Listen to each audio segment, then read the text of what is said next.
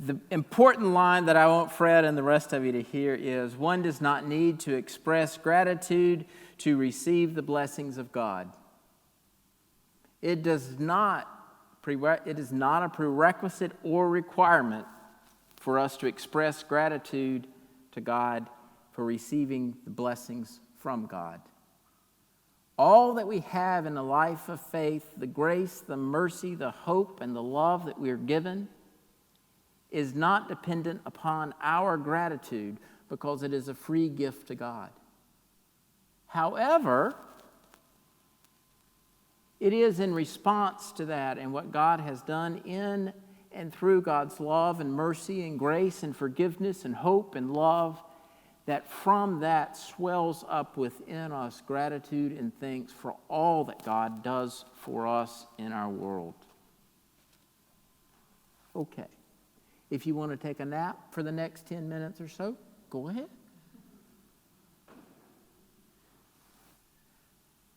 Part of the reason I think that Luke says this, and we have this story before us today, is the fact that it's not necessary for us to praise God. I mean, we can, and it's a good thing. I'm not saying that. I'm not saying don't quit. I'm saying you don't have to, because God doesn't have to have it. But God desires it. God welcomes it. God is thankful for it. But even in Luke 19, which is getting closer to Jesus' crucifixion, he says that if the people don't cry out in thanksgiving, the rocks will cry out. I've seen some rock-headed people around, and I'm not sure they got what was supposed to be happening. But if God is able to make the rocks and the trees and the hills cry out in thanksgiving, then how minute and small is our praise? And yet at the same time, that when our voice is added with others, the swell up of gratification and thanksgiving to God sings out with the angels. The rocks and the hills and the rock-headed people will cry out in the world to make a difference for God in gratitude and thanksgiving. This story of the Jesus healing of the lepers is only found in Luke. Luke is doing it again, turning the gospel upside down. The ones who are in control, the ones who have all the power and all the resources are flipped on their head. They're laid aside, and the ones that have been outcast and shunned and run off from the church, from the establishment, from the world are lifted up. All of them.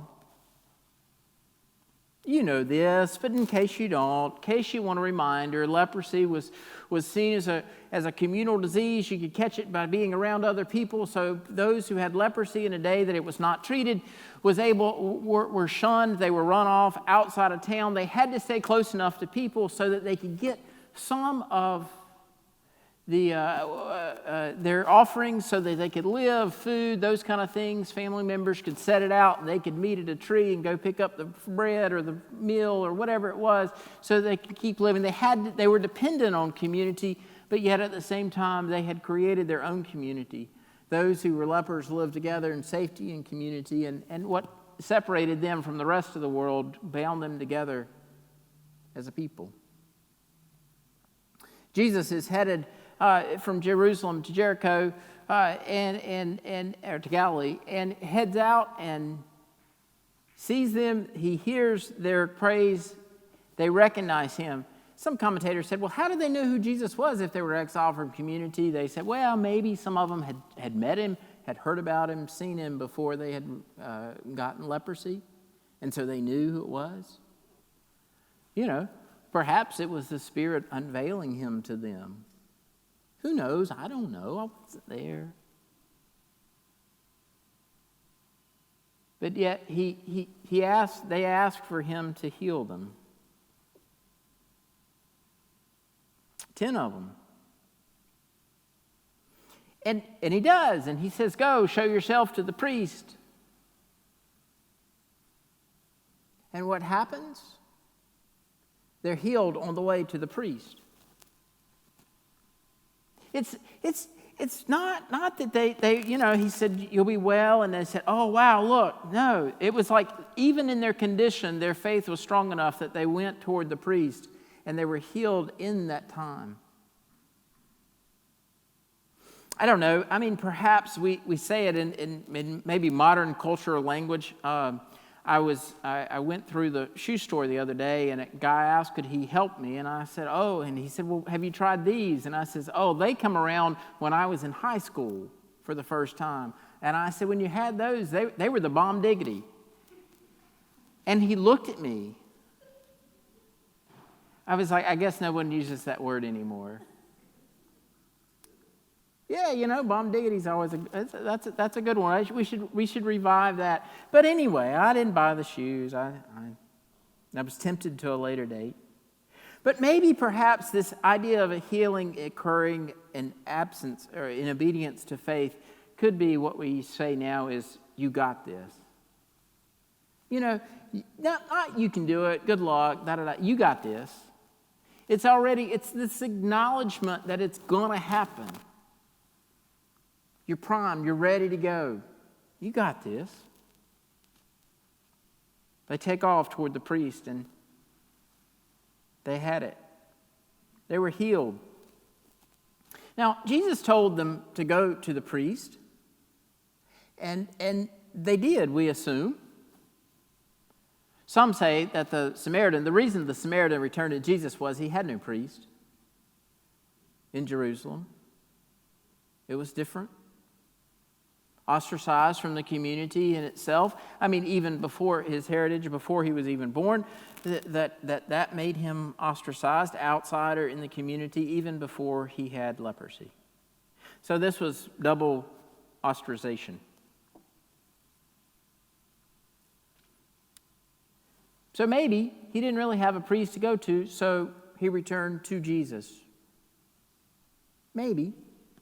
As his priest, realizing what it was. Who knows for certain? But Jesus acknowledges who he was as a Samaritan and welcomes it. He welcomes his praise, and then he sends him off into the world. Recognized his uniqueness and welcomed him at his table. And sends him out into the world in mission. Jesus says part of this is that your faith has made you well. It's not, I made you well, so you're well. It's the faith, this strength, this power of believing in Jesus and in God through him, what faith can do. It's important for us to hear that not only did Jesus heal them of their disease, of leprosy, that he changed them. This is more than just a healing of a skin condition. This is a salvation story. It's the deep well-being within their very souls that transformed who they were. Oftentimes, we get into what we understand, what we think of faith, and what we think of religious piety and practice, and it can change your life, it can be superficial. But those true conversion, those true healing, those true salvific events in our lives where we recognize that we still can feel God's presence in our lives years and years after that experience, that's the power of salvation. That's the changing, turning, transformation of our lives. Y'all know this. I mean, I don't have many life experiences that are any good that you've not heard about. I mean, we've been together a long time now. But I remember I grew up in church. I went to Sunday school on Sundays. I did everything. And so for me, in my walk down the aisle and the giving of my life to Christ, we had a preacher, and every Sunday the closing hymn was "Just as I Am Without One Plea," all 18 verses or whatever's in the hymnal. Susan thinks I'm bad because we used Duke Street two Sundays, 3 Sundays in a row, she says. It's too named. Every Sunday for 5, 6, 7 years, however long it was "Just as I Am Without One Plea." I mean, I got it. And at some point during middle school, I too went down the aisle to the kneeler and prayed God to come into my heart. But I really didn't notice a lot of transition in my life. I mean, there was the moment when I acknowledged God's presence and the need for that in my head. But growing up and being nurtured in and through the church, there wasn't a whole lot of wham experience. It was this gentle transition in my life. And my head and my heart, my understanding of theology began to catch up. And it's important for us to make that public or a private confession to God of our dependence upon God in gratitude and thanks. But part of what it is our lives and our hearts and our minds begin to be enmeshed and transformed. And the thing that does God's heart glad does our heart glad. We align with faith. It transitions and it changes how we understand the world and all that we see and others around us. That's the salvation experience. That's the power. And while perhaps for others may not have noticed a huge difference in my life from one Saturday to Monday, it happens that it begins to swell up and grow through us. Oh, I'm not perfect. Got a whole room full of people who've got to come up with a story or two. We're not, none of us are. But the realization that each and every day is dependent upon God's gifts to us. And to wake up in gratitude and thanksgiving, and to go to bed in gratitude and thanksgiving. Knowing that although life's not easy sometimes, although there are questions, although there are struggles, although we're not sure where the next day and what's going to happen, we're in God's care. Causes us to have that hope and that trust to move forward into the world unafraid. Your faith has made you well. Salvation has come. Transformation has happened.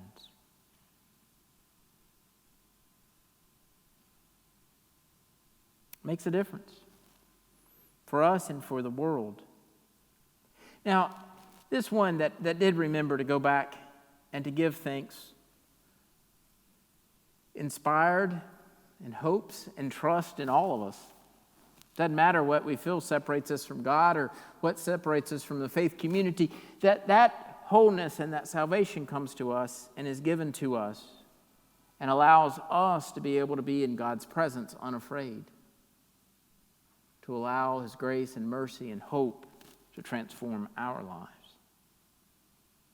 One does not need to express gratitude to retain the blessings of God, but because of the blessing of God, one wants to express gratitude to God and throughout all the world. Just a kind of a closing, wrapping up note. It's easy to take the blessings that we receive for granted. You know, it happens. Growing up, lived in the country, had a well.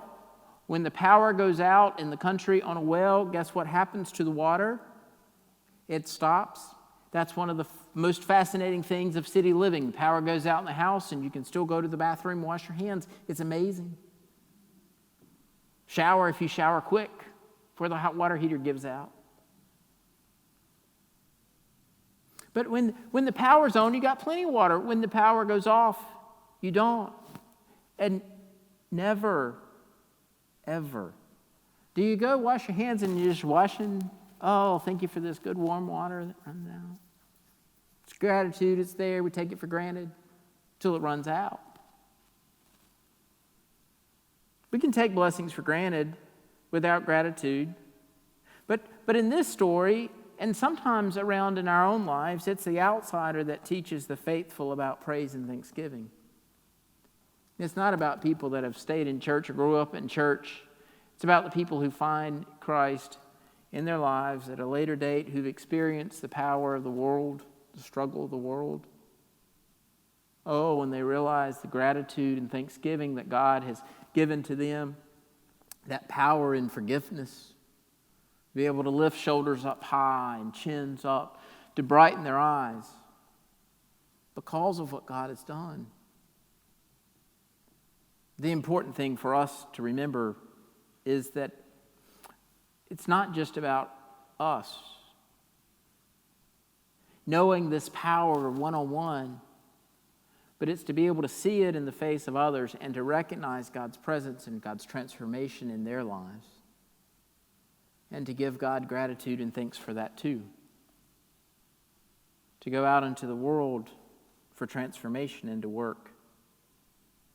The outsider teaches the faithful about praise and thanksgiving. And it's an opportunity for the insider to continue to offer praise and thanksgiving, to remember the goodness of God in our lives. All glory and power and honor be to the one who was, who is, and who is to come. Amen.